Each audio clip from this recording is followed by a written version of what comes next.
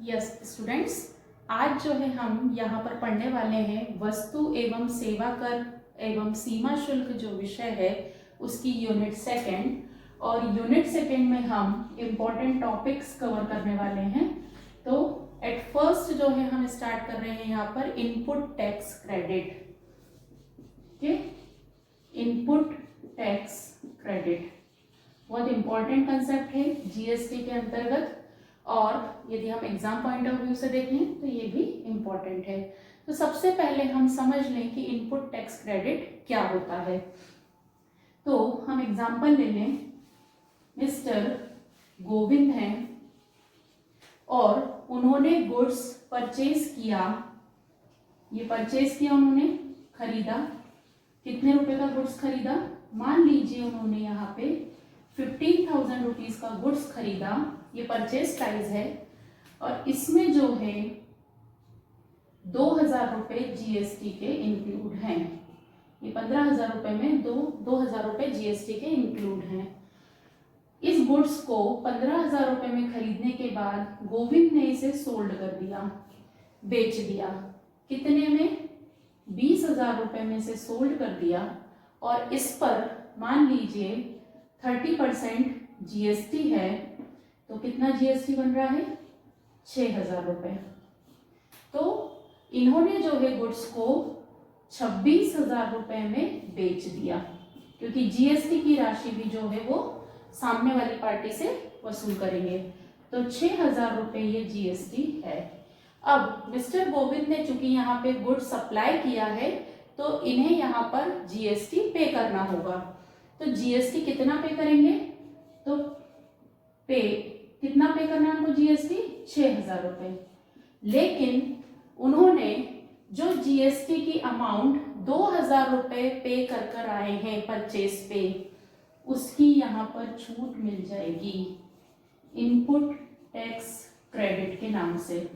ठीक है, ITC short form है इसका, आईटीसी इनपुट टैक्स क्रेडिट के नाम से इसकी छूट मिल जाएगी 2,000 रुपये की। तो मिस्टर गोविंद को जो टैक्स पे करना है वो कितना पे करना है? यहाँ पर कितना पे करना है? 4,000 रुपये। तो ये होता है आईटीसी का कंसेप्ट। ये जो है कंसेप्ट मोस्ट इंपॉर्टेंट कंसेप्ट है और सबसे अच्छी चीज है कि ये गुड्स जो है मिस्टर गोविंद ने मिस्टर एक्स को बेचा और एक्स यदि किसी थर्ड पार्टी को भी बेचता तब भी सेम जो है इनपुट टैक्स क्रेडिट मिलती। ठीक है, तो ये जो छूट है जीएसटी के अंतर्गत ये कंटिन्यूस तरीके से मिलती है। तो ये होता है हमारा इनपुट टैक्स क्रेडिट का कंसेप्ट। अब जो है हम इसकी शर्तें देख लेते हैं कि किस किस को जो है आईटीसी मिलता है और उसकी कंडीशंस क्या होती हैं। चलिए, सबसे फर्स्ट जो इसकी कंडीशन है कि आईटीसी जो है वो किस पर मिलता है? कर योग्य पूर्ति व शून्य दर पूर्ति पर मिलता है। मतलब आईटीसी की छूट, इनपुट टैक्स क्रेडिट की छूट जो है, हम कोई ऐसा गुड्स बेच रहे हैं जो टैक्सेबल है या जीरो रेट से टैक्स लगता है। तो जीरो रेट टैक्स कौन सा होता है? एक तो निर्यात हम करते हैं, एक्सपोर्ट करते हैं, और दूसरा होता है सेल्स, स्पेशल इकोनॉमिक जोन को यदि हमने सप्लाई की है तो उन पर यदि आपका टैक्स बन रहा है तो उसमें से हमें इनपुट टैक्स क्रेडिट की छूट मिल जाएगी। ठीक है, दूसरा पंजीकृत व्यापारी। आईटीसी की छूट के लिए बिजनेसमैन का रजिस्टर्ड होना कंपलसरी है। जीएसटी के अंतर्गत उसका पंजीयन होना जरूरी है, तभी उसे इनपुट टैक्स की छूट, इनपुट टैक्स क्रेडिट की छूट मिल पाएगी। ठीक है, फिर व्यवसाय के लिए उपयोग किया हो, मींस जो गुड्स है, जो एक्टिविटी हो रही है, जो सप्लाई हो रही है, वो व्यक्तिगत उपयोग के लिए नहीं होना चाहिए, बिजनेस पॉइंट ऑफ व्यू से होना चाहिए। जैसे कपड़े की शॉप है और कपड़े की शॉप ने सप्लाई जो है अपने घर में ही किसी रीजन से जो है घर में की है तो उस पर आईटीसी की छूट हमें नहीं मिलेगी। तो व्यवसाय के लिए उपयोग में होना चाहिए गुड्स जो है। फिर चौथा है पेमेंट इलेक्ट्रॉनिक माध्यम से होना चाहिए, उसकी एंट्री जो है इलेक्ट्रॉनिक लेजर में होना चाहिए। ठीक है, इलेक्ट्रॉनिक लेजर में क्रेडिट। जीएसटी का पूरा काम जो है ऑनलाइन होता है। तो ये जो मिस्टर गोविंद के द्वारा 2000 रुपये टैक्स पे किया गया है और ये जो 6000 रुपये उनके द्वारा टैक्स चुकाया गया है इधर, तो इसकी पूरी एंट्री जो है इलेक्ट्रॉनिक लेजर में क्रेडिट होना चाहिए, जमा होना चाहिए, तभी उन्हें आईटीसी की छूट मिल पाएगी। फिर है आपका बिल होना जरूरी। बिल होना जरूरी है बीजक। ठीक है, इनवॉइस जो है उसका होना बहुत जरूरी है और वो इनवॉइस जीएसटी कॉमन पोर्टल पर, जीएसटी पोर्टल पर अपलोड भी होना चाहिए। ठीक है, जीएसटी के कॉमन पोर्टल पर अपलोड भी होना चाहिए, क्योंकि जीएसटी के जितने बिल जो है, ये जो 2000 रुपये का, ऐसा ही उन्होंने यदि 8-10 बिजनेसमैन से गुड्स खरीदा है तो पूरे 8 और 10 जो है बिल इसमें अपलोड होना जरूरी है, क्योंकि यहाँ पर मैनुअली काम नहीं होता है, पूरा इलेक्ट्रॉनिकली जो है एडजस्टमेंट होता है, प्लस और माइनस का काम। तो जीएसटी पोर्टल पर अपलोड होना बहुत जरूरी है। ठीक है, फिर यहाँ पर कर का भुगतान। इनपुट टैक्स क्रेडिट की छूट तभी मिलेगी जब मिस्टर गोविंद ने ये 2000 रुपये जीएसटी पे किया हो। ठीक है, कर का भुगतान जब उसने गुड्स खरीदा हो, किस पर, माल की खरीद पर। तो जीएसटी की आईटीसी की छूट, इनपुट टैक्स क्रेडिट की छूट तभी मिलेगी जब बिजनेसमैन ने जो उसका टैक्स लायबिलिटीज है उसका पेमेंट कर दिया होगा। यदि टैक्स पेमेंट नहीं हुआ है तो उसे यहाँ पे आईटीसी की छूट नहीं मिलेगी। ठीक है, फिर इसके बाद जो है यदि जो है डेप्रिशिएशन, डेप्रिशिएशन का कंसेप्ट समझ लीजिए, पूंजीगत गुड्स पर, पूंजीगत मतलब कैपिटल एसेट्स पर, जस्ट लाइक मशीन है जो हम बिजनेस के प्रोडक्शन में यूज करते हैं। तो यदि जो है कैपिटल गुड्स पर डेप्रिशिएशन की डिमांड कर ली है, डेप्रिशिएशन की छूट ले ली है या डेप्रिशिएशन लगा लिया है, हम बोलेंगे डेप्रिशिएशन लगा लिया है, तो आईटीसी की छूट नहीं मिल पाएगी।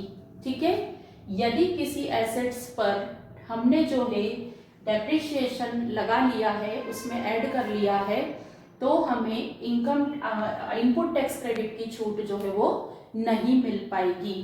ठीक है, फिर है इसका अगला नियम है यहाँ पर कि यदि कोई एसेट्स ऐसी है या कोई सप्लाई ऐसी है जो किश्तों में होती है, किश्तों में पूर्ति की कंडीशन में, यदि जो है कोई सप्लाई ऐसी है जहां पर किश्तों में पेमेंट किया जाता है, तो उस कंडीशन में अंतिम किश्त के भुगतान पर ही आईटीसी की छूट मिलेगी। ठीक है, फाइनल इंस्टॉलमेंट जब पे की जाएगी तभी आपको आईटीसी की छूट मिल पाएगी। यदि आपने पेमेंट 10 किश्तों में करना है तो 10वीं किश्त का भुगतान जब होगा तब आपको इनपुट टैक्स क्रेडिट की छूट मिल पाएगी। फिर इसके बाद अगला 9th नंबर का हम समझ लें, सेट ऑफ, मतलब आईटीसी की set of. Input tax credit की छूट किस तरीके से मिलती है, तो आईजीएसटी का टैक्स पेमेंट कर रहे हैं आप, तो उसमें से आईजीएसटी प्लस या कॉमा सीजीएसटी और कॉमा एसजीएसटी या यूजीएसटी, यूनियन टेरिटरी टैक्स। तो ये जो है सीरियल ऑर्डर इसी तरीके से रहेगा कि सबसे पहले आईजीएसटी का जो टैक्स आपने पे किया है उसमें से आईजीएसटी का जो है आप ये वाली अमाउंट घटाएंगे, फिर सीजीएसटी की अमाउंट घटाएंगे, उसके बाद जो है एसजीएसटी या यूनियन टेरिटरी। और यदि सीजीएसटी पे किया है तो सीजीएसटी में से जो है पहले SGST, पहले जो है CGST और फिर IGST, ये माइनस किया जाता है। और यदि SGST है, SGST है या UGST, इसका सीरियल क्या रहेगा? SGST की डिडक्शन पहले ITC घटाएंगे और उसके बाद है तो IGST की घटाएंगे। तो इस तरीके से इनपुट टैक्स क्रेडिट को हमको यूज करना है। जो पे कर चुके हैं तो उसका सीरियल ऑर्डर इस तरीके से रहेगा। ठीक है, सेट ऑफ। फिर हम देखें अगला, बैंकिंग और बीमा संस्थाओं के लिए। तो बैंकिंग और बीमा संस्था के संबंध में ध्यान रखना कि उन्होंने जितना GST पे किया है उसकी 50% ITC मिलती है। यह ऑब्जेक्टिव में आ सकता है आपको। तो नेक्स्ट हम यहाँ पे पढ़ रहे हैं बैंकिंग व बीमा संस्था के लिए कितनी मिलेगी? 50% ITC मिलेगी। ठीक है, ITC जहां भी लिखा है इसका मतलब है इनपुट टैक्स क्रेडिट। तो बैंकिंग और बीमा संस्थाओं के लिए हमें ITC कितनी? 50% ITC मिलेगी। ठीक है, फिर जो है यदि गुड्स और सर्विसेज का उपयोग, माल व सेवाओं का उपयोग दोनों जगह हुआ है, व्यवसाय के लिए भी हुआ है और व्यक्तिगत भी हुआ है। जो आपने गुड्स खरीदा है, जिस पर आप टैक्स चुकाकर लाए हैं, तो उस माल का उपयोग जो है आपने बिजनेस के लिए भी किया है और पर्सनल भी किया है, तब ITC का क्या रूल रहेगा? उस कंडीशन में ITC का रूल रहेगा जितनी व्यवसाय के लिए उपयोग हुआ है माल, मतलब उतनी ही ITC हमें मिलेगी। ठीक है, जितना गुड्स हमने बिजनेस के लिए यूज किया है। अब कुछ जो है गुड्स और सर्विसेज ऐसी हैं जिन पर आप GST पे कर आते हैं, उसकी ITC नहीं मिलती है, इनपुट टैक्स क्रेडिट नहीं मिलती है। कौन कौन सी है वो? अमान्य क्रेडिट्स।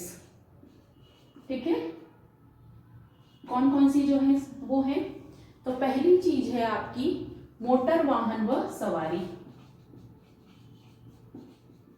मोटर वाहन व सवारी। दूसरा जो है आपका खाद्य पदार्थ, पेय पदार्थ, खाद्य या पेय पदार्थ जो प्रोवाइड करवाते हैं उनके लिए। तीसरी जो है किसी क्लब या कोई ऑर्गेनाइजेशन है उसकी मेंबरशिप, सदस्यता, किसी क्लब या संस्था की सदस्यता। ऐसे ही आपकी जो है अमान्य होती है LTC, लीव ट्रेवलिंग कंसेशन जो है, LTC की सुविधा। तो इस तरीके से कुछ क्रेडिट्स। और स्वास्थ्य सेवाएं, स्वास्थ्य, मनोरंजन, सौंदर्य मतलब कॉस्मेटिक, इस तरीके की सुविधाएं जो है प्रोवाइड की जाती हैं। तो ये भी, इन पर भी जो टैक्स चुकाया जाता है GST, वो भी क्या होता है? अमान्य क्रेडिट्स में आता है, मतलब ITC जो है वो नहीं मिलती है। नेक्स्ट पॉइंट हम देखेंगे। अगला पॉइंट है कि जिन व्यापारियों ने कंपोजिशन स्कीम का फायदा उठाया है। ठीक है, 13, जिन बिजनेसमैन ने कंपोजिशन स्कीम का फायदा उठाया है उनको भी ITC नहीं मिलती है, इनपुट टैक्स क्रेडिट जो है वो नहीं मिलती है।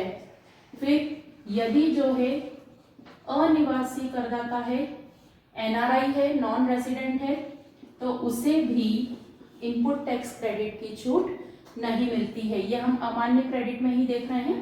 नंबर जो हमारे यहाँ पे 6 आएगा, 7 आएगा। फिर जो है यदि गुड्स या सर्विसेज आपने गिफ्ट में दी है, उपहार में दी है, भेंट में दी है और वह खराब हो गई है, वेस्ट हो गई हैं, तब भी जो है आपको इनपुट टैक्स क्रेडिट की छूट नहीं मिलेगी। तो इस तरीके से ये जो है अमान्य क्रेडिट का क्वेश्चन है। अब यहाँ पे हम बात करें कि क्वेश्चन किस तरीके से फ्रेम हो सकता है। तो आपको पहला क्वेश्चन आ सकता है कि इनपुट टैक्स क्रेडिट क्या होता है, इसके विभिन्न शर्तों को समझाइए। फिर आपको एक क्वेश्चन आ सकता है कि अमान्य क्रेडिट्स कौन कौन सी होती हैं जीएसटी में, ऐसी कौन कौन सी गुड्स और सर्विसेज हैं जिन पर आपको आईटीसी की छूट नहीं मिलती है। या फिर आपको यहाँ पे ऑब्जेक्टिव्स में क्वेश्चंस फ्रेम हो सकते हैं। तो ये क्वेश्चन जो है आपका बहुत इंपॉर्टेंट क्वेश्चन है यूनिट सेकेंड का, तो ये क्वेश्चन आप बहुत अच्छे से तैयार कर लीजिए। अब हम देखते हैं नेक्स्ट क्वेश्चन। चलिए अब हम देखेंगे कि जीएसटी एक्ट 2017 के अंतर्गत रजिस्ट्रेशन की प्रक्रिया क्या है और कौन कौन से व्यापारियों के लिए पंजीयन की लिमिट क्या रखी गई है। ठीक है, तो हमारा नेक्स्ट टॉपिक है जो कि इम्पोर्टेंट है, वो है रजिस्ट्रेशन, पंजीयन। तो सबसे पहले हम ये देख लें कि पंजीयन के लिए टर्नओवर की लिमिट्स क्या रखी गई है। ठीक है, तो हम देख लें सीमा। ठीक है, लिमिट क्या रखी गई है अनिवार्यता की, तो कंपलसरी लिमिट या ऑब्जेक्टिव में भी आ सकता है। तो केवल माल सप्लायर के लिए, जो गुड्स सप्लाई कर रहे हैं उनके लिए क्या लिमिट रखी गई है, तो 4 राज्य ऐसे हैं जिनके लिए लिमिट रखी गई है 10 लाख रुपए। फिर 6 राज्य ऐसे हैं जिनके लिए लिमिट रखी गई है 20 लाख रुपए और बाकी सभी राज्यों के लिए रखी गई है, बाकी सभी कितनी, 40 लाख रुपए। ठीक है, तो अब हम 4 राज्यों के नाम देख लेते हैं, वो कौन कौन से हैं। तो वो है हमारा मिजोरम, मणिपुर, नागालैंड और है त्रिपुरा। ये 4 राज्य हैं जिनके लिए गुड सप्लाई की टर्नओवर लिमिट जो है 10 लाख रुपए गई है। यदि इनका टर्नओवर यहाँ 10 लाख से ऊपर हो जाता है तो उन्हें पंजीयन कराना कंपलसरी है। और ये 6 राज्य कौन कौन से हैं जिनके लिए लिमिट 20 लाख रुपए रखी गई है, तो उसके लिए जो है अरुणाचल प्रदेश, फिर है उत्तराखंड, देन फिर हमारे पास मेघालय, सिक्किम और इसके बाद जो है हमारा पांडिचेरी और तेलंगाना,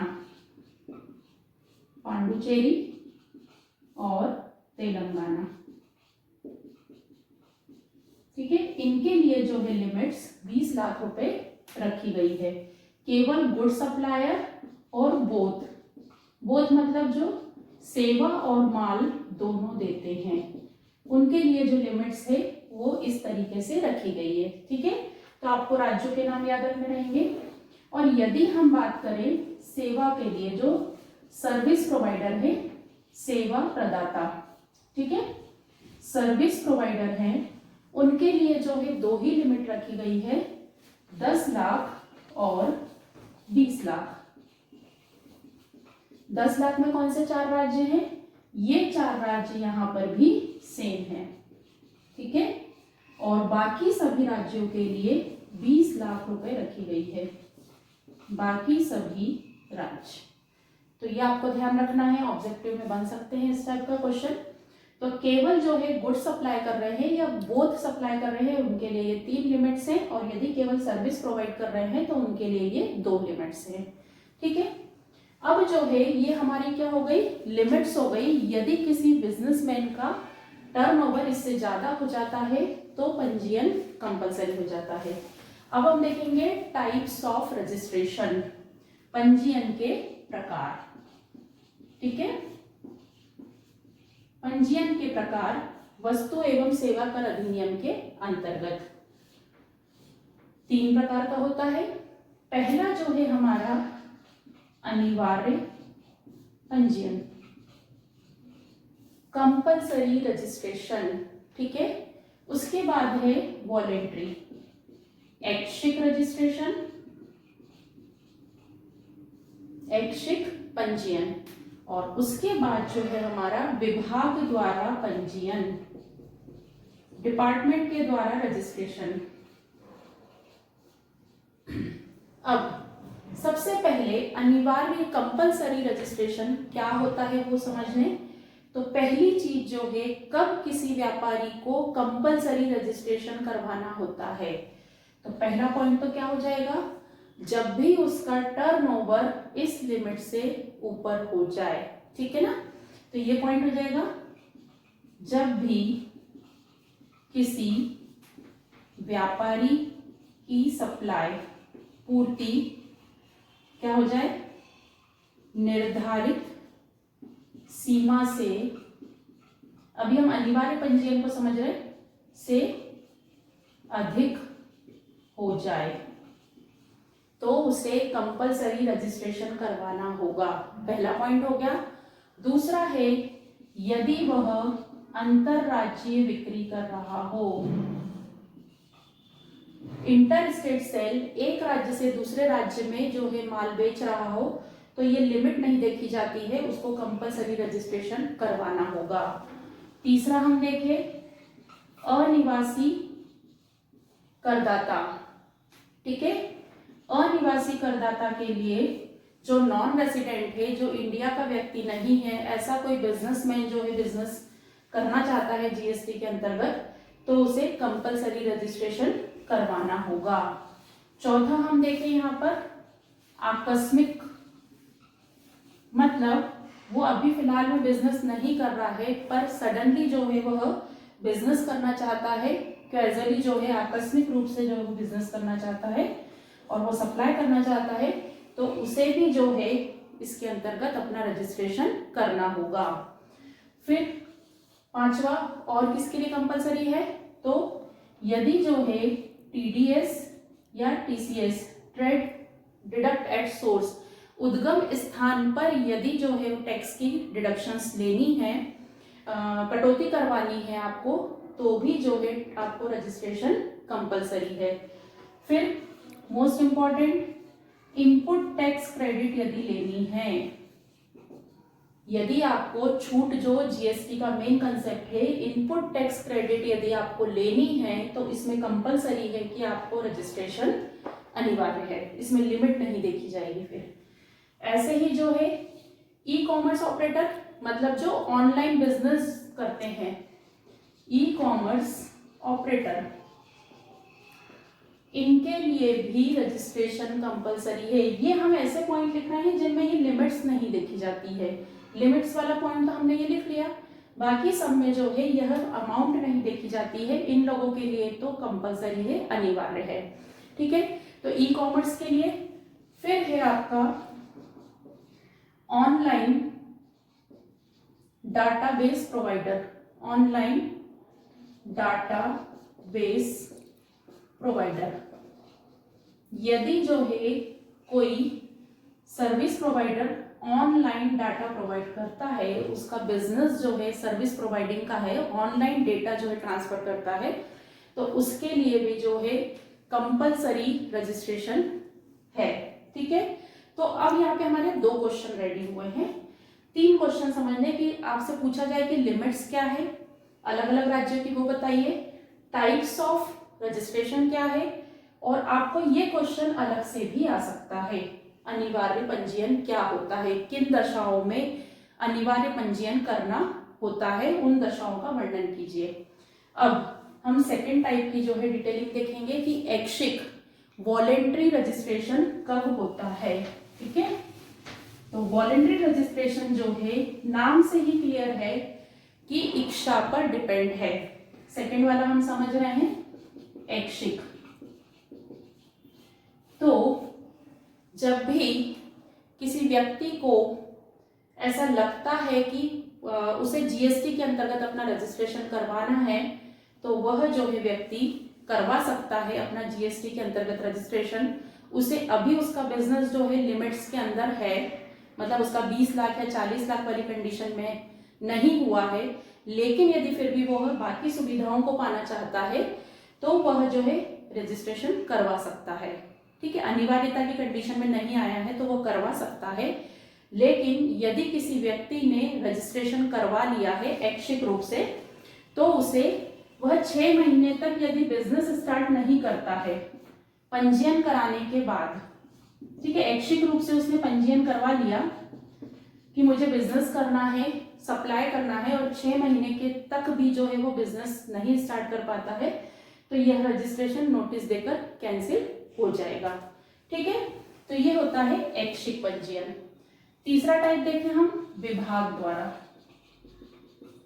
विभाग द्वारा पंजीयन, तो यह पंजीयन जो है डिपार्टमेंट कब रजिस्ट्रेशन के लिए कर देता है, प्रोसेस करता है, तो जब भी किसी व्यापारी की जो है क्या होता है कि कर योग्य सीमा से सप्लाई ज्यादा हो गई है, ये जो आधार लिमिट है वो ज्यादा हो गई है, और बिजनेसमैन के द्वारा अभी तक रजिस्ट्रेशन के लिए प्रोसेस नहीं करवाई गई है। आधार सीमा मतलब वही 10 लाख, 20 लाख या 40 लाख। तो विभाग जो है कब एक्शन लेता है, जब व्यापारी जो है अनिवार्यता वाली कंडीशन में आ गया है। जैसे अभी तक वो जो है राज्य में विक्रय कर रहा था, लेकिन अब उसने अंतर्राज्यीय विक्रय करना शुरू कर दिया है, तो अनिवार्यता की कंडीशन में आ गया है और अभी तक उसने अपना रजिस्ट्रेशन के लिए आवेदन नहीं दिया है, तो विभाग जो है फिर रजिस्ट्रेशन के लिए उससे काम करना शुरू करवा देता है। तो ये होता है तीसरा, विभाग द्वारा पंजीयन। तो ये हमने सेकंड क्वेश्चन कौन सा तैयार किया, टाइप्स ऑफ रजिस्ट्रेशन। अब जो है हम देखेंगे रजिस्ट्रेशन की प्रोसेस, प्रक्रिया क्या होती है। तो सबसे पहले जो है जीएसटी का पूरा काम ऑनलाइन चलता है, तो सबसे पहले जो है रजिस्ट्रेशन के लिए बिजनेसमैन के द्वारा क्या दिया जाता है, एप्लीकेशन दी जाती है। ठीक है, आवेदन दिया जाता है, एप्लीकेशन जो है ऑनलाइन दी जाती है सारे डॉक्यूमेंट्स के साथ। फिर उसके बाद जो है उसका पैन कार्ड जो है वो बहुत कंपलसरी है यहाँ पर। यदि पैन कार्ड नहीं है किसी बिजनेसमैन का तो जो है वह रजिस्ट्रेशन नहीं करवा सकता है, पैन कार्ड बहुत जरूरी है। तीसरा, एप्लीकेशन के साथ जो है वो निर्धारित दस्तावेज, डॉक्यूमेंट जो है वो पुटअप करता है, जितने भी रिक्वायर्ड डॉक्यूमेंट है। अब डिपेंड करेगा कि बिजनेस आपका सिंगल है तो किसके डॉक्यूमेंट्स लगेंगे, सिंगल व्यापारी के। यदि पार्टनरशिप फर्म है तो पूरे पार्टनर्स के डॉक्यूमेंट लगेंगे। फिर हस्ताक्षर, उन डॉक्यूमेंट्स पे हस्ताक्षर कौन करेगा, यदि एकल व्यापारी है, सिंगल व्यापारी है तो वो खुद करेगा, यदि पार्टनर्स हैं तो सारे बिजनेसमैन जो इस पे साइन करेंगे। तो इस तरीके से जो है प्रोसेस की जाती है।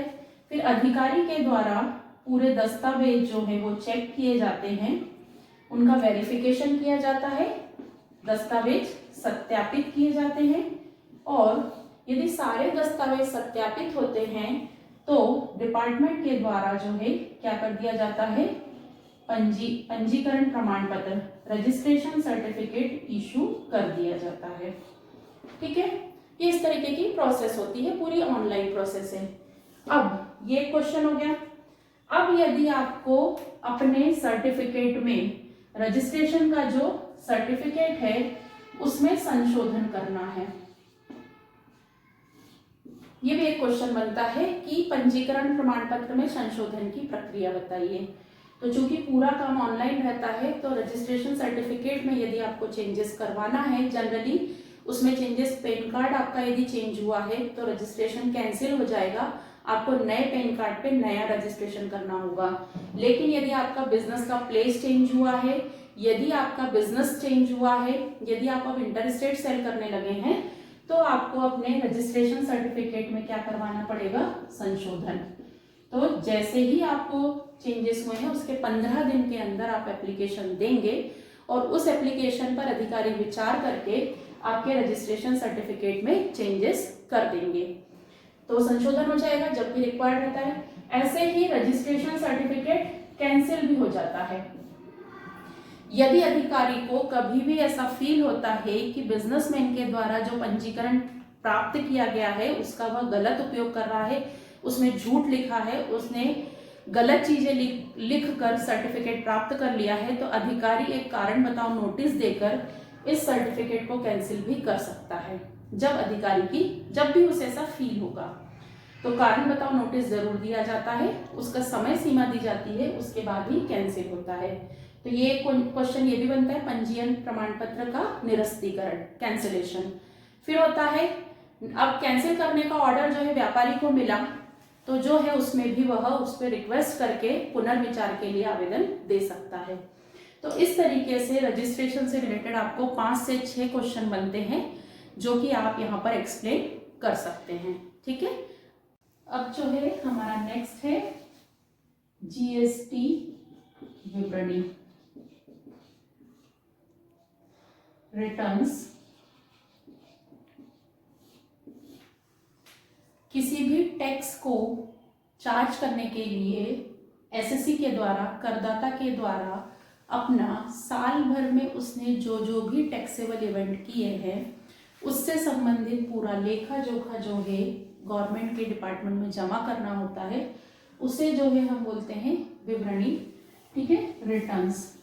तो यदि हम जीएसटी के अंतर्गत बात करें तो किसी व्यापारी के द्वारा जितनी भी टैक्सेबल ट्रांजैक्शन किए गए हैं, सप्लाई की गई है गुड्स या सर्विसेज की या बोथ की, तो उसके संबंध में जब वह रिटर्न्स फाइल करता है, मतलब कि वह अपना लेखा जोखा कि साल भर में या यदि क्वार्टरली जमा करना है तो वह जो लेखा जोखा जमा करता है उसे हम कहते हैं विवरणी।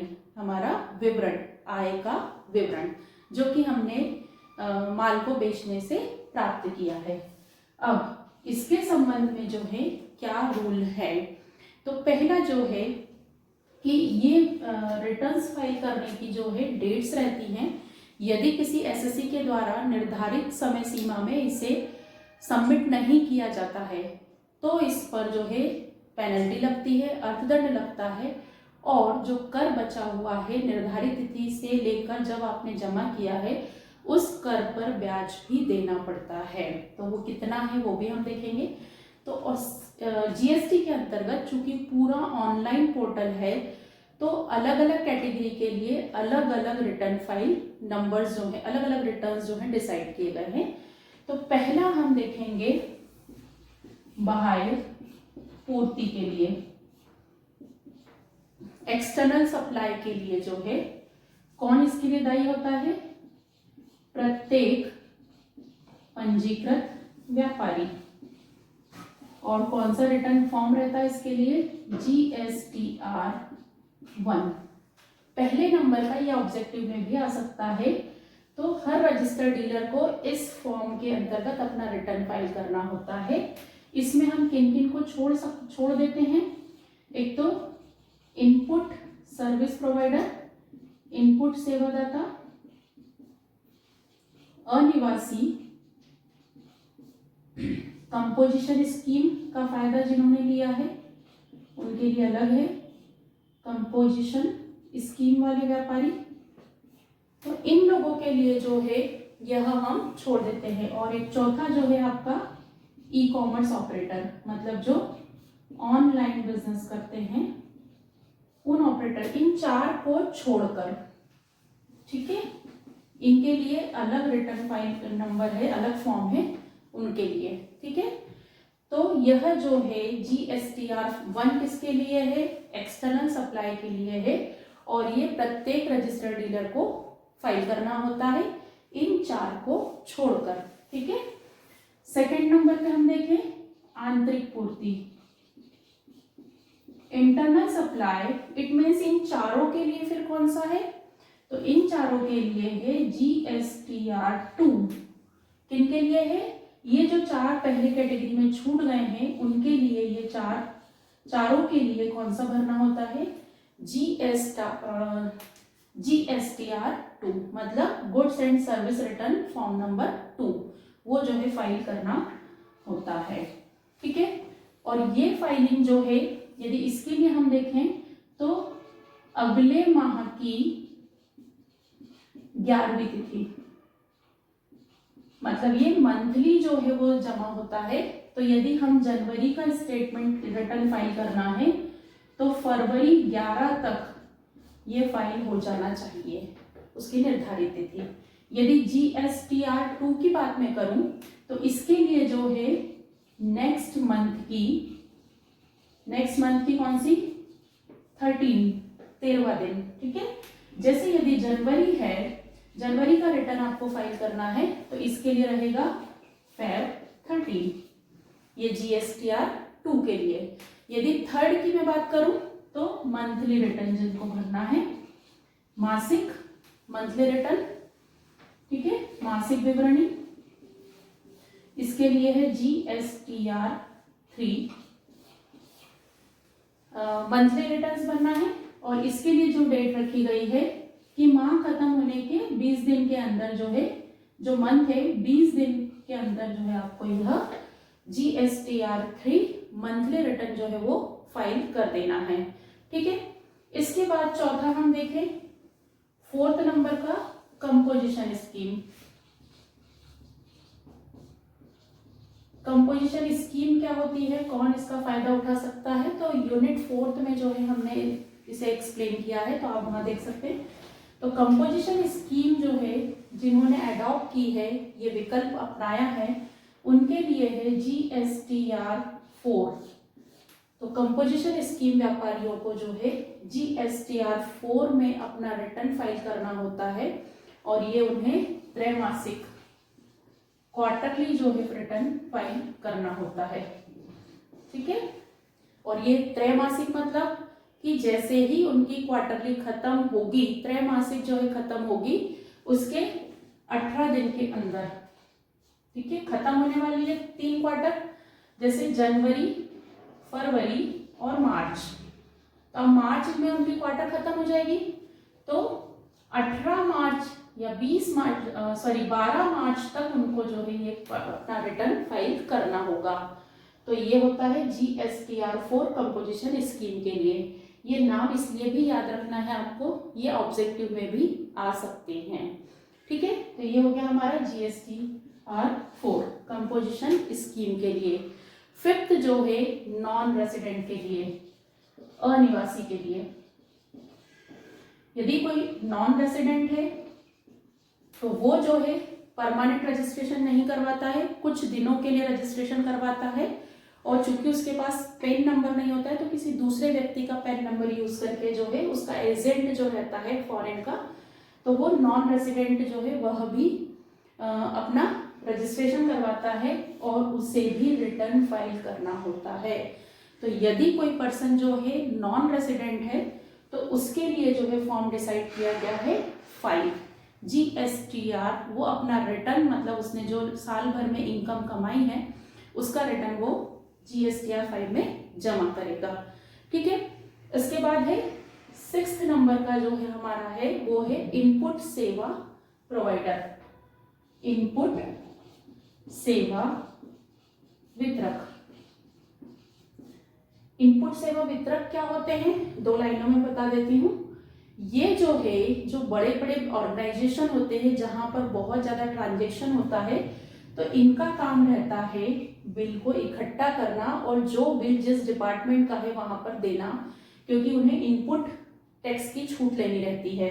तो मान लीजिए कि दिल्ली का कोई व्यापारी है, बहुत बड़ी ऑर्गेनाइजेशन है, इसका बिजनेस जो है बहुत जगह पे चलता है, तो वो क्या करेगा, एक इनपुट सेवा जो डिस्ट्रीब्यूटर है उसको एस्टेब्लिश कर देगा। उसका काम क्या रहेगा कि ये 4 जगह से जो बिल आ रहे हैं वो सारे बिलों को अपने पास कलेक्ट करेगा, ऑनलाइन एंट्री की क्रॉस वेरिफिकेशन करेगा, और जहां फिर उसके बाद जब इनपुट टैक्स क्रेडिट लेने की बात आएगी तो जिस ब्रांच का जो बिल है उसे वो वहां पर प्रोवाइड करवाएगा। तो ISD बोलते हैं, इनपुट सर्विस डिस्ट्रीब्यूटर। छोटा सा क्वेश्चन जो है आ सकता है आपको मीनिंग के लिए। तो हम बात कर रहे थे कि इनपुट सेवा वितरक है, उनको भी अपना रिटर्न फाइल करना होता है, तो वो लोग भी अपना रजिस्ट्रेशन करवाते हैं, तो उसके लिए है GSTR 6, ठीक है। तो इनपुट सेवा वितरक समझ में आया, इनको रिटर्न यदि फाइल करना है तो उनके लिए है फॉर्म नंबर 6। फिर इसके बाद जो है 7th नंबर का हम देखेंगे। तो 7th नंबर का है जो TDS काटते हैं, TDS की विवरणी जो है, TDS समझते हैं आप, उद्गम स्थान पर कर, उद्गम स्थान पर कर, जहां पर इनकम जनरेट हुई है वहीं पर टैक्स को काट लेना। जैसे सैलरी हेड में जनरली टीडीएस होता है कि मान लीजिए किसी व्यक्ति को उसकी कंपनी से सैलरी मिल रही है तो उस सैलरी में से टैक्स कटा हुआ होगा, कंपनी ने उस पर टैक्स काट लिया होगा, उसको बोलते हैं टीडीएस। तो आप जब रिटर्न फाइल करेंगे और आपकी इनकम में से टीडीएस घटा हुआ है, कहीं काटा हुआ है, तो आपको जो है यहाँ पर भरना होगा GSTR 7। ठीक है, जब आपकी इनकम में से टीडीएस घटा हो। और नेक्स्ट है आपका e commerce operator. E commerce operator जो ऑनलाइन बिजनेस करते हैं, जिनका खुद का जो है आउटलेट नहीं है, किसी और का गुड्स लेकर कहीं और सप्लाई करते हैं, तो उनके लिए जो है वो होता है GSTR 8। ठीक है, और एनुअल रिटर्न लास्ट है हमारा। एनुअल रिटर्न, वार्षिक विवरण, वो जो है आपका GSTR। कुछ कंडीशन में जीएसटी अधिनियम के अंतर्गत कुछ व्यापारियों को केंद्र सरकार ने अधिसूचना जारी करके यदि यह परमिशन दी है कि वह वार्षिक विवरण भर सकते हैं जीएसटी का, तो उसके लिए जो है GSTR 9 है। अब ये जो है निर्धारित तिथि हमने देखी विवरण की कि रिटर्न इतनी तारीख तक फाइल हो जाना चाहिए। यदि जो है किसी बिजनेसमैन के द्वारा ड्यू डेट पे रिटर्न फाइल नहीं किया गया है, तो यदि 1 GSTR 1, 3, 4 और 5 जो है वो निर्धारित तिथि पर नहीं भरा गया है, तो 100 रुपीज पर डे के हिसाब से पेनल्टी लगती है। उनको जब ड्यू डेट थी और उन्होंने जिस दिन भरा उस दिन प्रतिदिन के हिसाब से 100 रुपये पर डे उनको पेनल्टी लगती है। और जो है, और ये अधिकतम कितनी होती है, 10,000 रुपये तक। ठीक है, मैक्सिमम 10,000 रुपये तक हो सकती है। और बाकी सभी के लिए जो है 2, 4, 7, 8, 9 इनके लिए जो है वो है 200 रुपीज पर डे डबल। ठीक है, इतने रुपए की पेनल्टी जो है वो लगती है। तो ये हुआ हमारा जीएसटी रिटर्न फाइल करना। अब हम इसके बाद देखते हैं types of assessment under GST. तो असेसमेंट के कितने प्रकार होते हैं जीएसटी के अंतर्गत, वो हम देखेंगे। तो टैक्स असेसमेंट जो है वो होते हैं हमारे, पहला होता है स्वयं कर निर्धारण। सबसे पहले जो है सेल्फ असेसमेंट, स्वयं निर्धारण। जब बिजनेस में करदाता के द्वारा अपना खुद का असेसमेंट करके टैक्स का जो है पेमेंट किया जाता है, तो उसे कहते हैं स्वयं निर्धारण। सेकंड हम देख रहे हैं यहाँ पर स्क्रूटनी निर्धारण।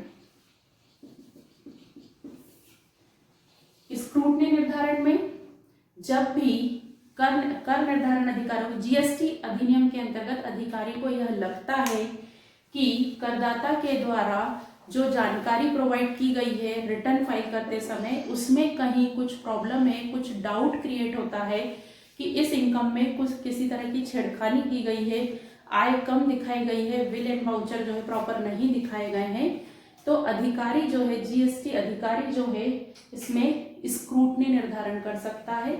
मतलब उसमें से छांट कर वह इनकम पर फिर से असेसमेंट कर सकता है और करदाता को सूचना दे सकता है। तो ये होता है स्क्रूटनी निर्धारण। फिर है आपका प्रोविजनल निर्धारण, मतलब परमानेंट नहीं, प्रोविजनल निर्धारण। तो इसके अंतर्गत जो है करदाता के ऊपर कर जो है वह फाइनली नहीं लगाया जाता है, प्रावधान के अंतर्गत जो है अस्थायी रूप के लिए लगाया जाता है। यदि वह दायित्व उत्पन्न हो जाता है एक्चुअल में, तो उसको जो है फिर नियमित कर निर्धारण के अंतर्गत परिवर्तित कर दिया जाता है। फिर उसका नेक्स्ट है विवरणी न प्रस्तुत करने पर, न प्रस्तुत करने पर निर्धारण। यदि किसी करदाता ने जिसने सप्लाई किया है गत वर्ष में और अभी तक कोई भी रिटर्न फाइल नहीं किया है तो उस कंडीशन में फिर जो अधिकारी है, जीएसटी की अथॉरिटी है, वह क्या करती है, असेसमेंट कर देती है, कर का निर्धारण अपने अनुभव के आधार पर कर देती है। फिर ऐसे ही होता है सर्वोत्तम कर निर्धारण, बेस्ट जजमेंट। जब करदाता अधिकारी को कर निर्धारण अधिकारी को यह फील होता है कि करदाता के द्वारा जो आय पर कर निकाला गया है वह पर्याप्त नहीं है, या उसे कहीं से भी यह महसूस होता है कि उसके द्वारा जो रिटर्न फाइल किया गया है उसमें जो है किसी प्रकार की कोई कमी है, तो उस कंडीशन में, या उसने निर्धारित तिथि तक अभी रिटर्न ही फाइल नहीं किया है, तो उस कंडीशन में जो अधिकारी है, जो कर असेसमेंट अधिकारी है, वो अपने अनुभव और नॉलेज के आधार पर उस प्रकार के करदाता पर टैक्स असेसमेंट कर देता है। ठीक है। और जो है आपका होता है यहाँ पे अपंजीकृत व्यापारियों का निर्धारण, अपंजीकृत व्यापारियों का निर्धारण, असेसमेंट ऑफ अनरजिस्टर्ड डीलर। तो यदि जो है जो पंजीकृत व्यापारी है उनका जो है पूरा डेटा ऑनलाइन रहता है, जीएसटी पोर्टल पर अपलोडेड रहता है, और अनरजिस्टर्ड डीलर जो कि निर्धारित टर्नओवर की सीमा में नहीं आते हैं, उनका रजिस्ट्रेशन नहीं होता है, तो उन करदाताओं का जो असेसमेंट है वह कर निर्धारण अधिकारी उनसे डॉक्यूमेंट्स बुलवाकर और उचित और अनुचित का निर्णय कर उस पर कर का निर्धारण कर देते हैं। तो ये है आपका, यदि आपको क्वेश्चन आता है इसमें कि जीएसटी अधिनियम के अंतर्गत कर का निर्धारण कितने प्रकार से हो सकता है, तो वो आपको लिखना है, और हो सकता है कि इसमें से किसी एक को आपको डिस्क्राइब करने को आ जाए। ठीक है। तो ये है आपका जीएसटी के अंतर्गत कर का निर्धारण। Thank you.